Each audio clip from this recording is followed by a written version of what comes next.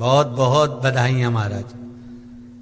सोमवार की जन्माष्टमी का भी पर्व है, तो आप सभी को अभी से भगवान कृष्ण के जन्म महोत्सव की बहुत बहुत बधाई। हमारे लड्डू गोपाल कल्लू जी महाराज साल में एक बार उनके स्नान का हम लोग रखते हैं। तो कल रात्रि को 8 बजे से 9 बजे तक हमारे यूट्यूब चैनल पर, फेसबुक पर आप लोग लाइव ठाकुर जी के 1 घंटे का 8 बजे से 9 बजे तक स्नान का दर्शन रात्रि को कर सकेंगे। मोबाइल पर आप लोग आराम से अपने यूट्यूब फेसबुक पर ठाकुर जी के सुंदर स्नान का दर्शन, जो साल में एक बार का हम लोग करते हैं, उसका दर्शन आप कर सकते। एक पात्र में जल और दूध ले लीजिए।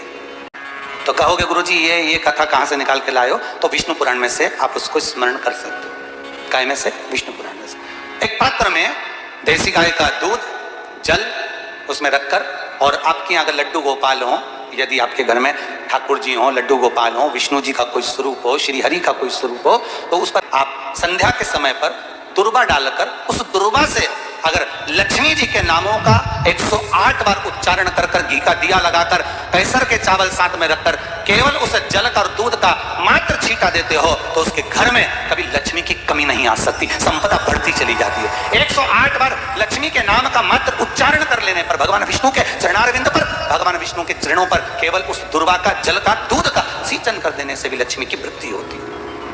आपके घर में छोटे से ठाकुर जी हैं, आपके घर में छोटा सा कन्हैया है, और छोटे से कन्हैया जो पुराने समय का है, उसको नेत्र भी लगाने की जरूरत नहीं है, क्योंकि उसके नेत्र हैं। और मान लो तुमने इतना बड़ा कन्हैया ले लिया, तो अरे बोलो तो जम के जरा, और उसका कोई एक नेत्र कहीं गिर गया, एक नेत्र कहीं चले गया, तो फिर दूसरा नेत्र लगाना पड़ेगा कि नहीं लगाना पड़ेगा? और अगर एक नेत्र पर रखोगे तो अच्छा लगेंगे कि ठाकुर जी? नहीं। तो नेत्र होना, जितनी बड़ी मूर्ति होती है, जितना बड़ा स्वरूप होता है, जितना बड़ा शिवलिंग होता है, जितनी बड़ी मूर्ति की स्थापना होती है, उतनी उसमें सेवा की और भाव की जरूरत पड़ती है।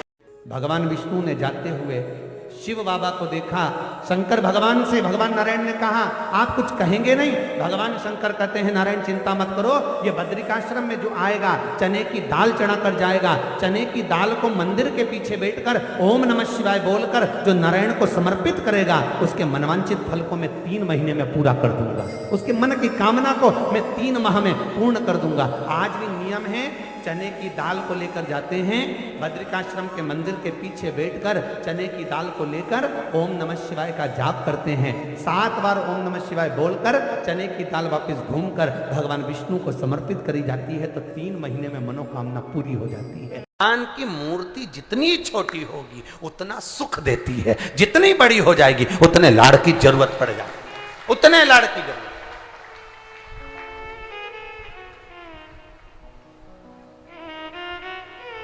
जितनी छोटी। अब आप कहोगे गुरुजी तुम इतनी बड़ी बड़ी बातें करते हो, तुम्हारे ठाकुर जी भी तो देखो कितने बड़े हैं।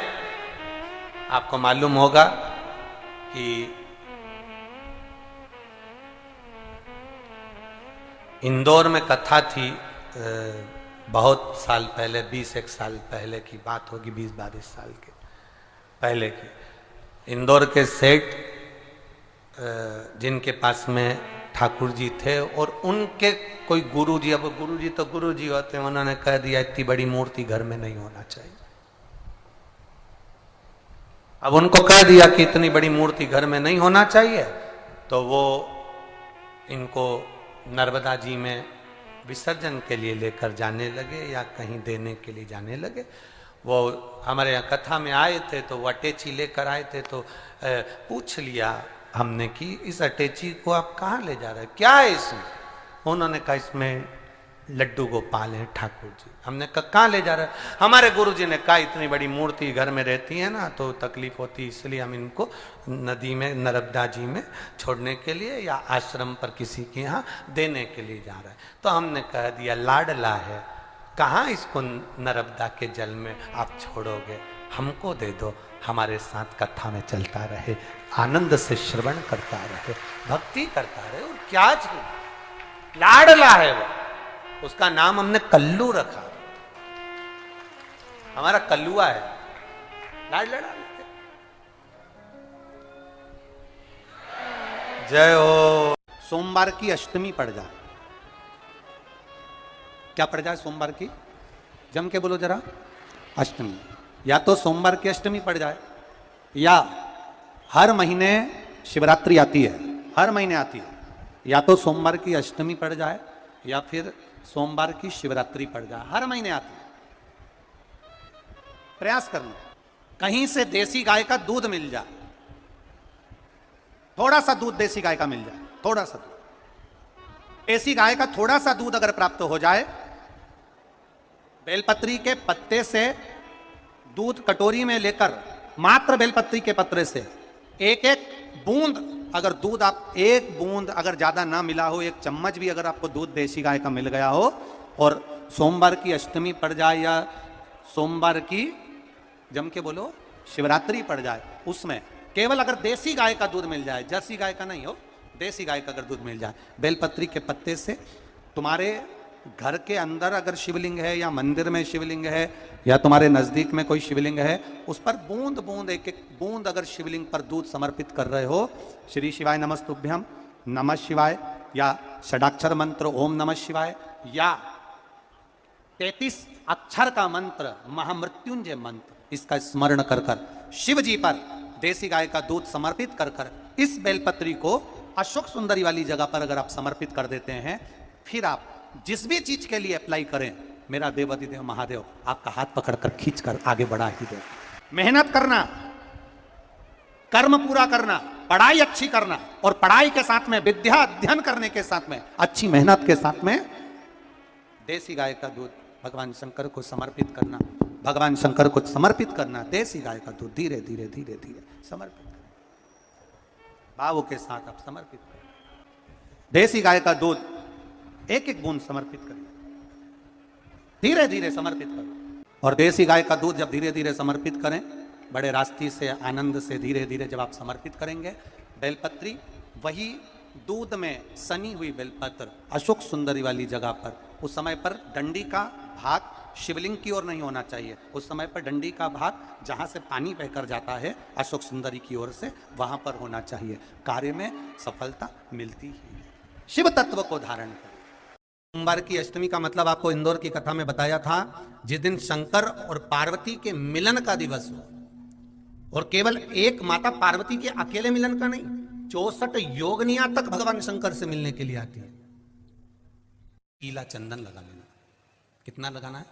बीच वाला जो पत्ता है उस पर पीला चंदन। जब आपको लगे कि मेरा जीवन बहुत कष्टमय है, अब ये रोग, अब ये कष्ट दूर ही नहीं हो रहा, अब ये आए दिन तकलीफ पर तकलीफ बढ़ती जा रही है, आए दिन रोग बीमारी, पैसा घर में बच नहीं रहा, बहुत कष्टमय जीवन है, इसमें लगाओ पीला चंदन बेलपत्री की बीज पत्ती पर।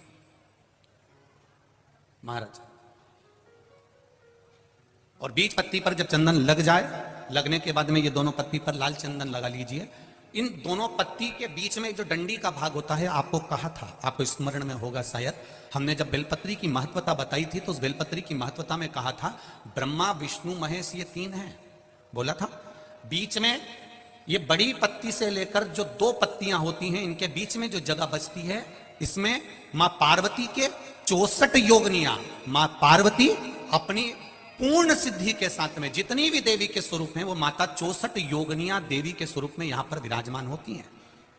2 पत्ती के नीचे से जो डंडी होती है नीचे तक, ये पूरी डंडी में 33 कोटि देवी देवताओं विराजमान होते हैं इस पूरी डंडी के अंदर।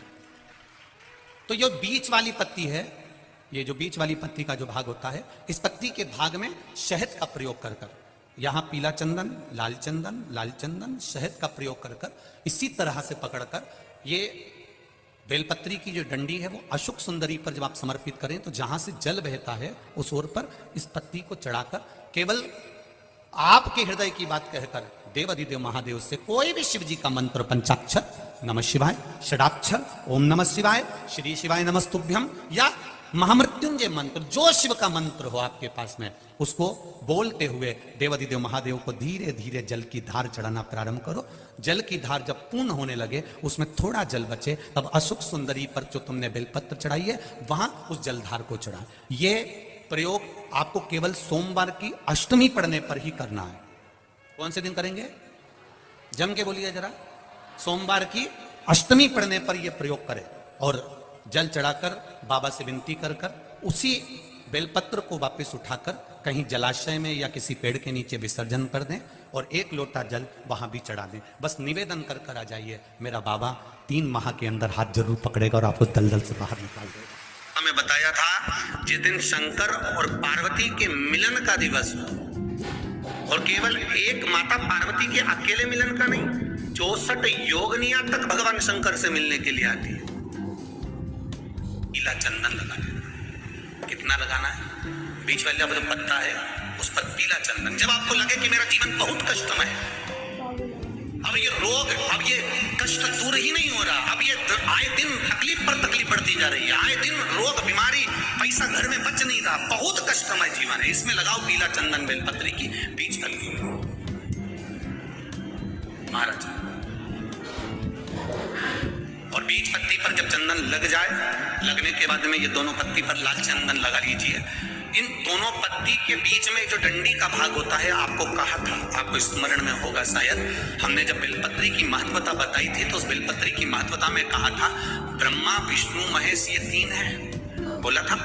बीच में ये बड़ी पत्ती से लेकर जो 2 पत्तियां होती हैं, इनके बीच में जो जगह बचती है, इसमें मां पार्वती के 64 योगनियां, मां पार्वती अपनी पूर्ण सिद्धि के साथ में जितनी भी देवी के स्वरूप में, वो माता 64 योगनियां देवी के स्वरूप में यहाँ पर विराजमान होती हैं।